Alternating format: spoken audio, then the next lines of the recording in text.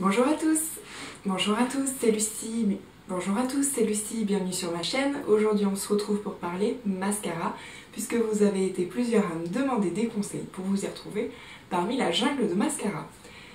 J'en ai plusieurs, donc je vais vous faire part de mon expérience personnelle. Alors, déjà, ça paraît être assez simple, mais il faut que vous sachiez ce que vous allez rechercher comme effet en fonction de la nature de vos cils pour vous trouver votre mascara parfait. Donc si vous avez les cils plutôt courts et que vous allez rechercher un effet d'allongement pour vraiment donner cette illusion d'allongement sur votre courbure de cils, je vous conseille de prendre un mascara avec une brosse fine. Donc là, je vous présente le Clump Crusher Extension de chez CoverGirl qui a une brosse donc fine. Celle-ci est incurvée. C'est pour gagner un petit peu en précision, mais vous pouvez tout à fait avoir une brosse fine, droite. Ici, celle-ci est même en picot. La différence entre les poils et les picots va se retrouver sur l'effet attendu. Une brosse à picot va vous permettre vraiment de faire un travail cil à cil avec un effet vraiment séparateur qui donnera un effet plus naturel, peut-être un peu plus denté si vous avez une ligne de cils assez fournie, alors qu'une brosse en poil va plutôt vous donner un effet un petit peu plus fourre-tout. Ceci étant, que ce soit en poil ou en picot, si vous recherchez un effet d'allongement et de longueur, partez sur une brosse plutôt fine. Alors, le geste va être important aussi pour appliquer votre mascara et obtenir un maximum de longueur. Donc, quand vous allez appliquer votre cil, il va falloir essayer de reproduire l'effet et le geste du brushing comme chez le coiffeur. C'est-à-dire qu'il va falloir enrouler légèrement votre brosse pour vraiment étirer un maximum votre cil. Ça ne sera pas du tout le même geste si vous recherchez un effet plutôt de volume. Donc voilà pour celles qui cherchent un effet d'allongement.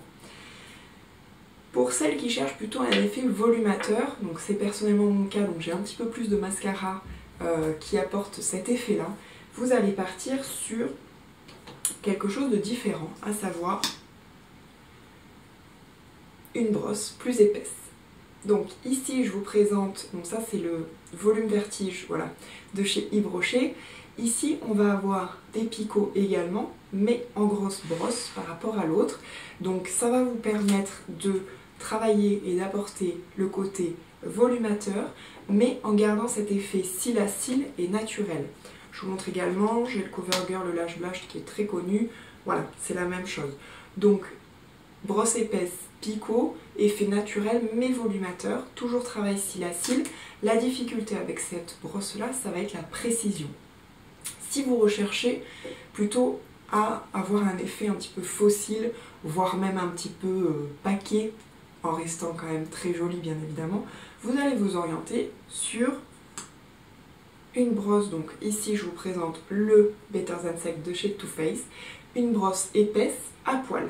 Voilà, donc ici vous allez avoir un effet un petit peu intense. La conservation par contre va être un petit peu moins bonne parce que dès que votre mascara va commencer à sécher, avec une brosse à poil vous allez le sentir de suite puisque vous verrez des paquets sur la brosse, ce qui n'est pas le cas sur les picots. Je pense qu'on s'en rend un petit peu moins compte sur une brosse à picot. Donc hop, vous avez le Sexy Pulp aussi de chez Yves Rocher qui est pas mal, c'est une miniature, mais vous avez une brosse plutôt intéressante qui vous permet de travailler sur l'effet volumateur. Ici le geste, ça va pas être du tout le brushing de chez le coiffeur, ça va être le zigzag, le fameux zigzag j'ai envie de dire.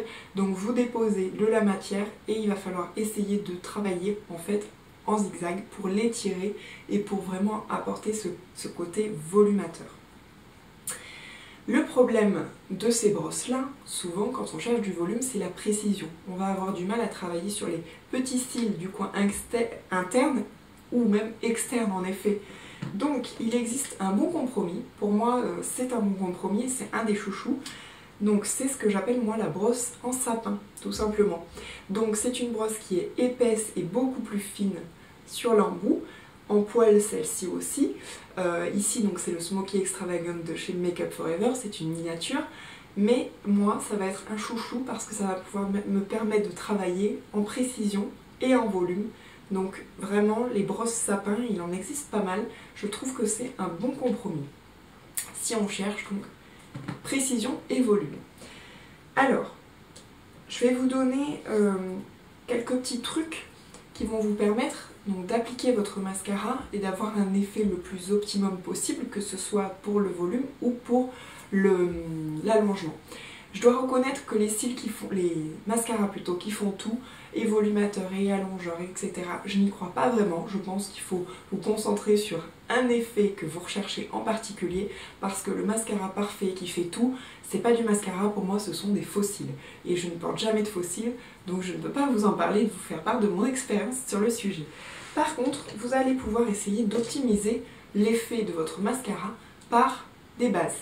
Donc les bases, c'est vraiment un effet un petit peu booster. Donc ici, je vous présente la Dior Show Maximizer de chez Dior. Donc qui est ici un mascara donc plutôt blanc. Il en existe des bases qui sont transparentes, mais celui-ci est blanc. C'est d'ailleurs une brosse aussi en picot, en plastique. Ça va servir en fait de sérum, on va dire, et de protecteur aussi pour le cil. Donc vous le mettez juste avant la pose de votre mascara, ça va vous donner un petit peu un effet booster. Elle est très bien celle-ci, mais il en existe bien d'autres à différents prix. Et si vous voulez aller un petit peu plus loin dans la démarche, vous allez avoir des systèmes de sérum sous forme, on va dire, de traitement quasiment.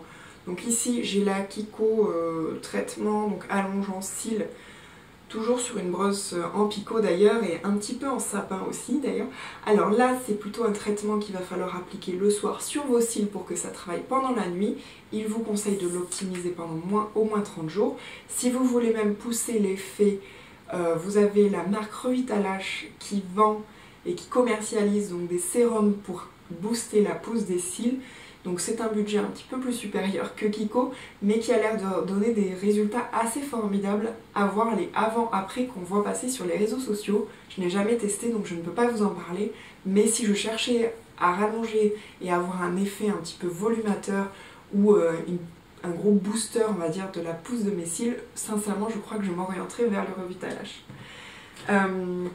Également, vous allez pouvoir optimiser l'effet de votre mascara avec le geste, c'est-à-dire que vous allez, moi ce que je vous conseille pour la pose, pour éviter surtout d'avoir du transfert sur votre paupière, parce que des fois on a un super maquillage, on est toute contente, on se met le mascara et là on a plein de petites taches noires, et donc on enlève avec un coton-tige, etc., etc. Bref, on refait le mascara, c'est l'enfer. Je vous conseille de garder la tête bien droite, de prendre votre miroir que vous allez placer sous votre menton. Vous gardez la tête vraiment bien droite, parce que si vous penchez la tête, ça n'a aucun intérêt. Et donc vous regardez en bas, et vous allez mettre votre mascara de la sorte, ce qui vous permettra d'avoir votre ligne de cils bien plus basse que la normale, et donc pas forcément de toucher votre paupière à la mise en place. Ensuite, la question du waterproof ou pas. Je vous parlais du Better Than Sex, celui-là n'est pas waterproof, ils ont sorti le waterproof cette année, mais celui-là est un excellent mascara non waterproof. Alors, si vous faites de la piscine, waterproof ou à waterproof, à vous de voir, hein. Mais pour celles qui font pas de la piscine, mais qui quand même se posent la question est vraiment à se poser. Pourquoi? Parce que vous avez déjà dû voir des femmes qui ont un transfert, à la fin de journée notamment, du mascara en haut sur la paupière où ça fait des taches noires. Alors ça vient de quoi? Ça vient du fait que vous pouvez avoir le meilleur mascara du monde s'il n'est pas waterproof et que vous ne portez pas de base, vous aurez un transfert en cas de grosse journée, en cas de stress, en cas de chaleur, parce que notre visage transpire, mesdames, comme le reste de notre corps. C'est une peau vivante, n'est-ce pas, qui respire et qui transpire, et donc il peut y avoir un transfert dès lors que l'humidité de la transpiration de la paupière touche notre mascara non waterproof. Alors l'idéal pour ça, c'est mettre du waterproof, mais également de mettre une base à paupières qui va faire écran entre notre peau tout en la laissant respirer et notre mascara tout au long de la journée. Donc des bases, il en existe plein. Je vous en parlerai peut-être dans un haul ou dans un produit favori, mais là je n'en ai pas à vous présenter, mais il en existe de toutes sortes et de tout prix. Donc vraiment, mettez une base, ça va en plus optimiser la tenue de vos fards, donc c'est tout bénef entre guillemets, mais ça va aussi beaucoup servir pour votre mascara. Ensuite, la couleur. Il existe beaucoup de mascaras qui font des couleurs. Donc, Aujourd'hui, on est au printemps, l'été s'annonce, on a le droit d'avoir un petit peu d'envie de fun et de couleurs, donc on peut tout se permettre, oui. Alors le noir, c'est la base, c'est vraiment l'effet intense. Vous avez beaucoup de mascaras et beaucoup de marques qui ne font leur mascara qu'en noir d'ailleurs, parce que c'est vraiment le plus vendu dans le monde, le plus universel. Ceci étant, si vous recherchez un effet beaucoup plus naturel, beaucoup moins intense que le noir, qui a cet effet presque on va dire fossile, vous pouvez partir sur un mascara qui soit couleur brun ou couleur marron, que vous soyez brune, châtain ou blonde d'ailleurs, cet effet-là sera beaucoup plus naturel, vous aurez le côté volumateur ou allongeant de votre mascara, mais avec cet effet beaucoup moins waouh. Ça vous permettra également de mettre une touche de couleur si vous le souhaitez. C'est-à-dire qu'en fait, si vous souhaitez tester des mascaras de couleur pour faire quelque chose justement de beaucoup plus doux, beaucoup plus original aussi, vous allez pouvoir choisir la couleur de votre mascara, non pas en fonction de votre make-up ou de la tenue de votre journée, mais plutôt la couleur de votre iris. Donc à titre d'exemple, si vous avez les yeux verts, la couleur opposée étant le rouge, vous allez chercher un mascara dans lequel il y a des teintes de rouge, donc du prune ou du bordeaux.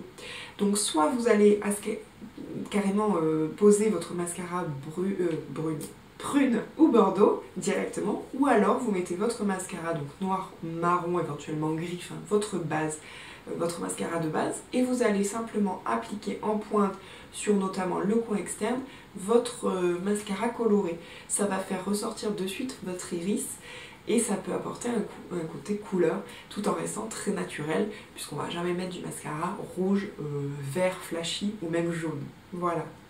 Si vous avez les yeux verts, tentez un bleu marine, je vous assure que l'effet est plutôt sympa aussi. Voilà, en tout cas cette vidéo est terminée, j'espère que ça vous aura aidé pour trouver le mascara de vos rêves. N'hésitez pas à me laisser un petit pouce si vous avez aimé, ou les commentaires même si vous avez des mascaras à conseiller ou que vous n'avez pas aimé, ou si vous avez envie d'avoir d'autres vidéos conseils sur d'autres sujets, n'hésitez pas à me solliciter comme vous avez fait jusqu'à présent. En tout cas, je vous fais un gros bisou, je vous dis à bientôt pour une prochaine vidéo et en attendant, prenez soin de vous, bye bye.